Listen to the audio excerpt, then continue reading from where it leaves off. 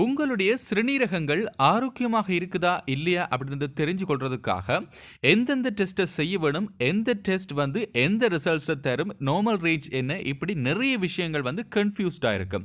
So இன்னைக்கான வீடியோவில் இதை பற்றி தான் பார்க்க போகிறோம். அதாவது உங்களுடைய சிறுநீரகங்கள் ஆரோக்கியமாக இருக்குது அப்படின்னு சொன்னால் இந்தந்த டெஸ்ட் ரிசல்ட்ஸ் வந்து எந்தெந்த நார்மல் ரேஞ்சுக்குள்ள இருக்க வேணும். அதோட உங்களுடைய சிறுநீரகங்கள் பாதிக்கப்பட்டதாக இருந்துச்சு அப்படின்னு சொன்னால் இந்தந்த டெஸ்ட் ரிசல்ட்ஸ் வந்து எப்படி இருக்கும் அப்படின்றத பற்றி ஒரு கம்பேரிசனை தான் இன்னைக்கான வீடியோவில் பார்க்க போகிறோம். கண்டிப்பாக ஒவ்வொருவரும் இந்த வீடியோவில் இருக்கிற விஷயங்களை வந்து தெரிஞ்சு கொள்ள வேண்டியது அவசியம். இந்த வீடியோவை கொஞ்சம் கூட மிஸ் பண்ணாமல் அப் டு எண்ட் வரைக்கும் பாருங்கள்.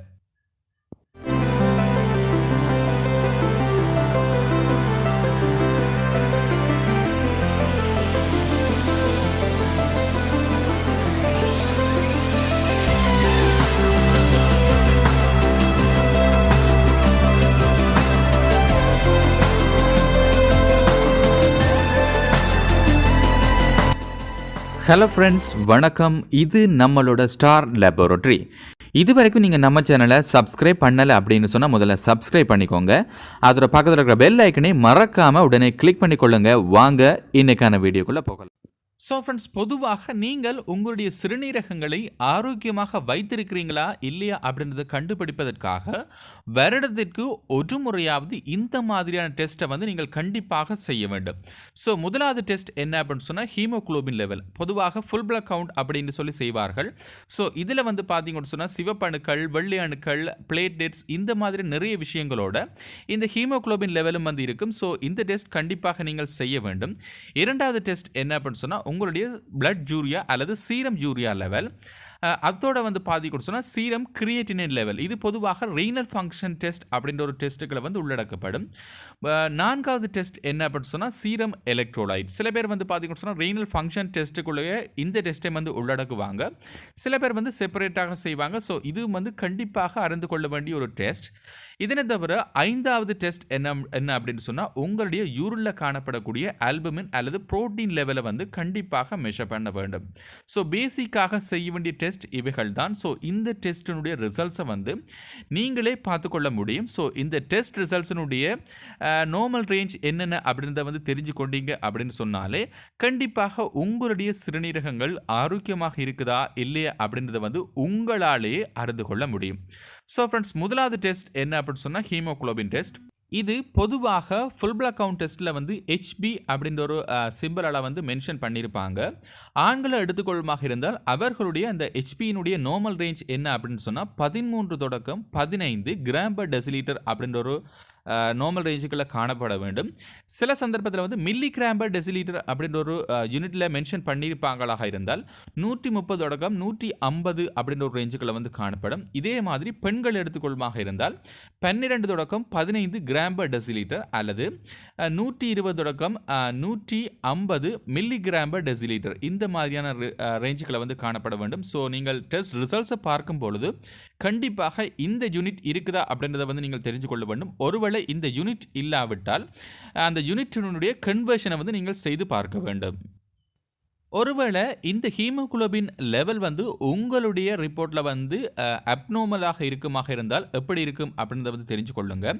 ஒருவேளை உங்களுடைய ஹீமோகுளோபின் லெவல் வந்து இந்த நார்மல் ரேஞ்சை விட குறைந்த அளவில் காணப்படுமாக இருந்தால் கண்டிப்பாக ஏதாவது ஒரு அப்நார்மலிட்டி உங்களுடைய உடம்பில் இருக்குது அப்படின்றத வந்து தெரிஞ்சு கொள்ளுங்க. உதாரணமாக வந்து அனீமியா, அதாவது குருதிச்சோகை நிலைமையில் வந்து இந்த ஹீமோகுளோபின் லெவல் வந்து குறைவடையலாம். இன்னும் சில பேருக்கு வந்து கிட்னி ஃபெயிலியர் ஆகின்ற சந்தர்ப்பத்திலேயோ அல்லது கிட்னி ஸ்டோன்ஸ், அதாவது சிறுநீரக கல்கள் காணப்படுகின்ற சந்தர்ப்பத்திலும் வந்து இந்த ஹீமோகுளோபின் லெவல் வந்து நார்மல் ரேஞ்சிலும் பார்க்க குறைவடையலாம். ஸோ இது வந்து முக்கியமாக தெரிஞ்சு கொள்ள வேண்டிய ஒரு விஷயம். ஒருவேளை உங்களுடைய பிளட் ரிப்போர்ட் அப்நார்மலாக இருந்துச்சு அப்படின்னு சொன்னால் கண்டிப்பாக அதனை நீங்கள் கன்சிடர் பண்ண வேண்டும். இதனை தவிர இரண்டாவது டெஸ்ட் என்ன அப்படின்னு சொன்னால் பிளட் யூரியா லெவல் அல்லது சீரம் யூரியா அப்படின்னு சொல்லி மென்ஷன் பண்ணியிருப்பாங்க. இதனை பொறுத்த வரைக்கும் கண்டிப்பாக முக்கியமான டெஸ்ட், அதாவது நார்மல் ரேஞ்சை பார்த்தீங்க அப்படின்னு சொன்னால் 12 தொடக்கம் 40 மில்லிகிராம் பர் டெசிலிட்டர் அப்படின்னு ஒரு ரேஞ்சுகளை வந்து காணப்பட வேண்டும்.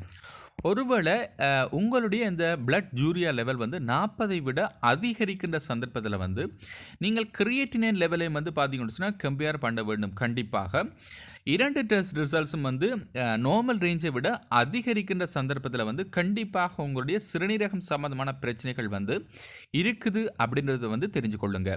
ஒருவேளை இந்த ரேஞ்சுக்குள்ளே வந்து உங்களுடைய பிளட் யூரியா லெவல் காணப்படுமாக இருந்தால் நீங்கள் பெரிதாக கவலைப்பட தேவையில்லை. உங்களுடைய டெஸ்ட் ரிசல்ட்ஸ் வந்து அவுட் ஆஃப் ரேஞ்சுக்குள்ளே காணப்படுமாக இருந்தால் கண்டிப்பாக இது தொடர்பாக நீங்கள் கன்சிடர் பண்ண வேண்டும்.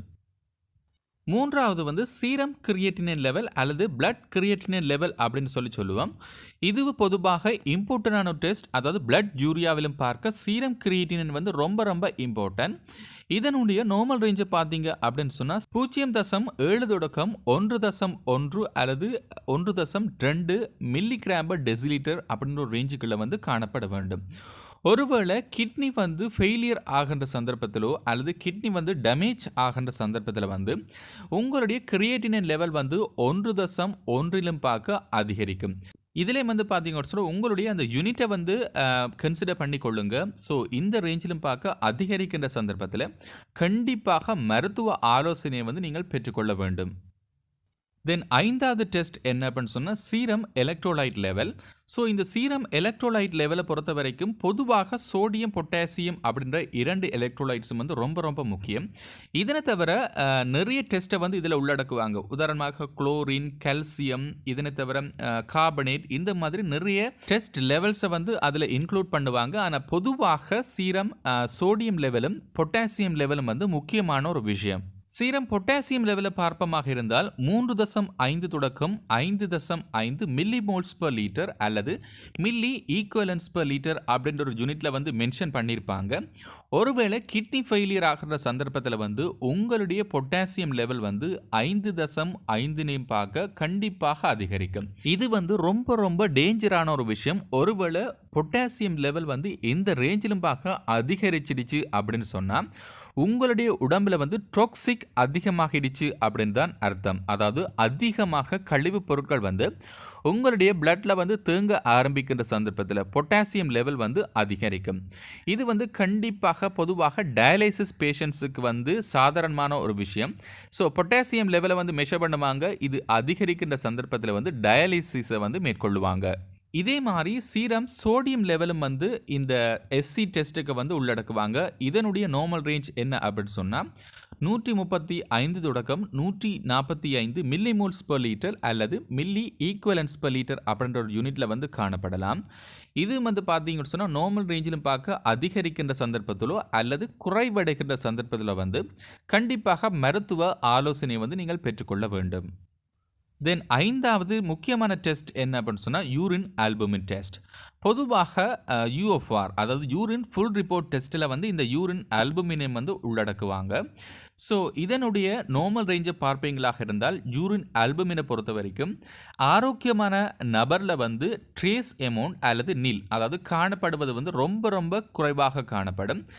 ஒருவேளை கிட்னி ஃபெயிலியர் ஆகின்ற சந்தர்ப்பத்திலோ அல்லது வேறு ஏதாவது அப்நார்மலிட்டிஸ் ஏற்படுகின்ற சந்தர்ப்பத்தில் வந்து இந்த யூரின் ஆல்புமின் லெவல் வந்து அதிகரிக்கும். சில பேருக்கு வந்து +2 +3 +4 லெவல் வரைக்கும் வந்து அதிகரிக்கும். கிட்னி ஃபெயிலியர் ஆகின்ற சந்தர்ப்பத்திலோ அல்லது கிட்னி ஸ்டோன்ஸ் காணப்படுகின்ற சந்தர்ப்பத்திலோ இந்த யூரின் புரோட்டீன் அல்லது ஆல்புமின் லெவல் வந்து அதிகரிக்கும். ஸோ இதே வந்து பார்த்தீங்கன்னு சொன்னால் கண்டிப்பாக கவனித்து கொள்ளுங்க. நீங்கள் ஆரோக்கியமாக இருக்கிறீங்க, உங்களுடைய சிறுநீரகங்கள் ஆரோக்கியமாக தொழிற்படுது அப்படின்னு சொன்னால் யூரின் ஆல்புமின் லெவல் வந்து நில் அல்லது ட்ரேஸ் அமௌண்ட்டில் வந்து காணப்பட வேண்டும். ஸோ ஃப்ரெண்ட்ஸ், இன்னைக்கு நாம் இந்த வீடியோவில் பார்த்த விஷயங்கள் கண்டிப்பாக உங்களுக்கு பயனுள்ளதாக அமைஞ்சிருக்கும் அப்படின்னு சொல்லி நான் நம்புகிறேன். இந்த வீடியோ பற்றின கமெண்ட்ஸை வந்து கீழே கமெண்ட் செக்ஷனில் கமெண்ட் பண்ணுங்கள். இந்த வீடியோ உங்களுக்கு பிடிச்சிருந்தா கண்டிப்பாக லைக் பண்ணுங்கள், கமெண்ட் பண்ணுங்கள். அப்படியே உங்களோட ஃப்ரெண்ட்ஸுக்கும் இந்த வீடியோவை ஷேர் பண்ணுங்கள். மேலும் ஒரு நல்ல தொகுப்பில் சந்திக்கலாம். அதுவரை உங்களிடமிருந்து விடைபெறுவது உங்கள் சர்வேஷன். நன்றி.